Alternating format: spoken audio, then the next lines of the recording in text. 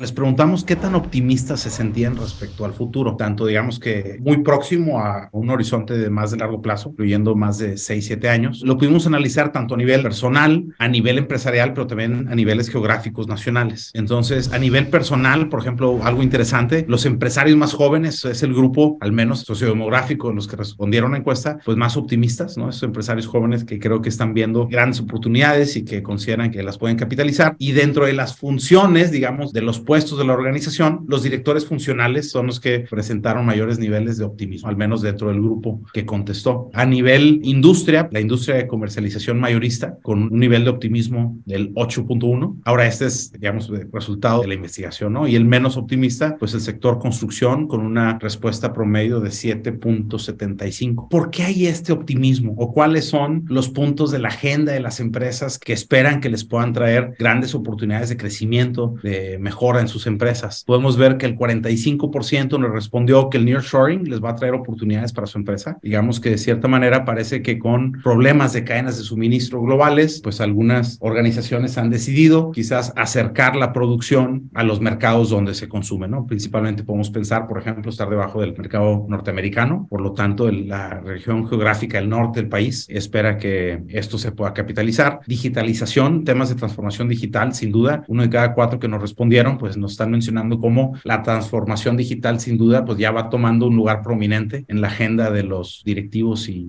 empresarios. Tipo de cambio, 15%. Sin duda, pues podemos regresar un poco con Rodrigo en unos minutos, pero el tema del tipo de cambio, cómo se ha ido moviendo en fechas recientes, pues sin duda va generando oportunidades para el país, por supuesto que también retos, y también los acuerdos de comercio internacional. En mi caso, lo que me parece interesante de esta filmina es que, como pueden ver, la pregunta es cuál es la principal oportunidad en el entorno nacional. Sin embargo, 3 de los factores especialmente están vinculados con el entorno internacional. Lo vamos a darnos cuenta de cómo México juega en el entorno de globalización. Es decir, cuando ven ustedes la respuesta de nearshoring, pues parece algo relativamente natural, sobre todo en la parte norte del país, pero sin duda tiene que ver con este reacomodo, orden de poder en el mundo y toda esta guerra comercial entre China y Estados Unidos, y el empresario lo empieza a ver. Quizás lo importante del estudio es el empresario empieza a notar esto, pero si se fijan, los otros 2 temas que también tienen que ver con el entorno internacional, pues son los tratados comerciales y el tipo de cambio. Entonces, yo lo único que les diría es, yo creo que el planteamiento de esto es que el empresario está viendo oportunidades en el entorno nacional gracias a las dinámicas del entorno internacional. Y eso es quizás algo muy valioso, porque estas dinámicas del entorno internacional probablemente se cumplirán en este 2023, y entonces el optimismo que empieza a ver el empresario pues probablemente se corroborará.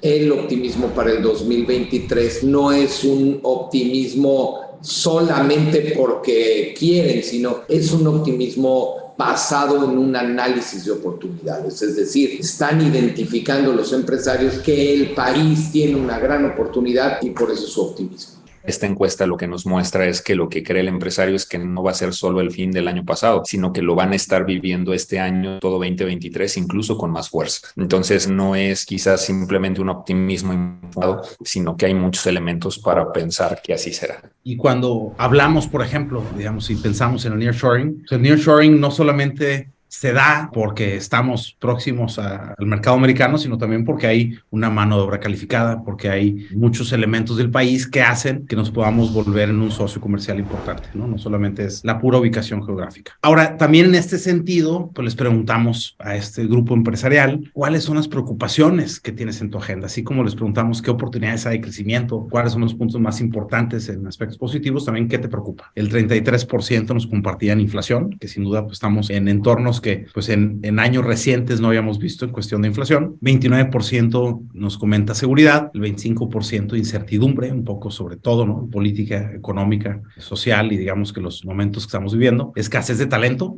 una gran cantidad de industrias nos están compartiendo qué difícil es contratar. Ese crecimiento que están teniendo en ingresos, pues necesitan también pues incrementar su fuerza laboral y cómo es difícil obtener la mano de obra que necesitan. Y temas de cadena de suministro, ¿no? Que eso es un tema que ha salido mucho a la luz en épocas recientes de lo complicado que es garantizar el abasto. México es un país que estaba acostumbrado a inflaciones bajas, ¿no? Y en esta ocasión, con inflación alta, hay especialmente algunos sectores que lo perciben, ¿no? Yo vincularía esta lámina con las del sector construcción, por ejemplo, que mencionaste en ocasiones anteriores, porque naturalmente hay sectores que tienen un impacto mucho mayor, como puede ser ese, porque claro, cuando pensamos en la inflación general y pensamos en 8%, es alta, pero hay sectores que vivieron 100% de algún producto, 80% de otro, y entonces, por supuesto, ese tipo de temas, por supuesto que destacan en términos de inflación. Entonces, me parece que es lo que vemos. Seguridad, un tema pendiente en el país desde hace años que se va incrementando, sin duda el segundo, y no dejaría yo de destacar el tercero, que es la incertidumbre, pues aquí se mezclan los entornos otra vez, ¿no? Y entonces al empresario le preocupa la incertidumbre política en el país, no le importa, estamos a un año de elecciones, oye, ¿qué va a pasar? ¿Cómo viene la carrera presidencial, tal? ¿Y cómo impactar eso en la economía? Estas respuestas a mí me sorprendieron un poco. Nosotros, por nuestro mismo trabajo, tenemos la oportunidad de dialogar con muchos empresarios y yo esperaba que la escasez de talento fuera un tema que preocupara mucho más, y también la seguridad. Lo que estamos viendo es lo que dice Rodrigo, ¿no? La inflación, especialmente en muchos de los insumos básicos, ha afectado, y entonces por eso ese nivel de preocupación.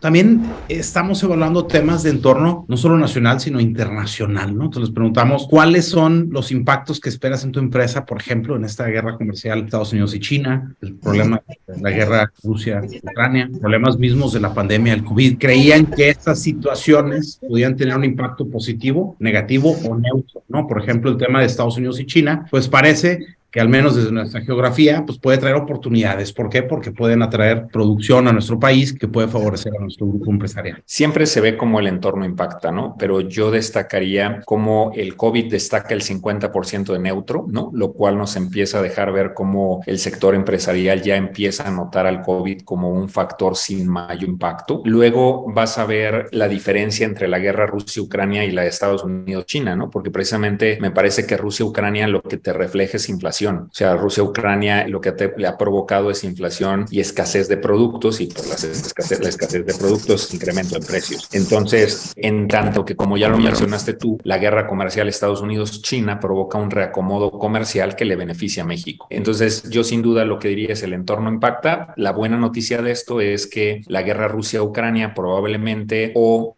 llegará un momento en el que termine o simplemente se estabilizará de tal manera que durará más tiempo, pero ya no generará los impactos de precios que ha generado. Mientras que la guerra comercial Estados Unidos-China, lo que se espera es que se incremente, y en el tiempo una guerra de esta naturaleza que se incrementa, realmente lo que va a pasar es que va a beneficiar a nuestro país.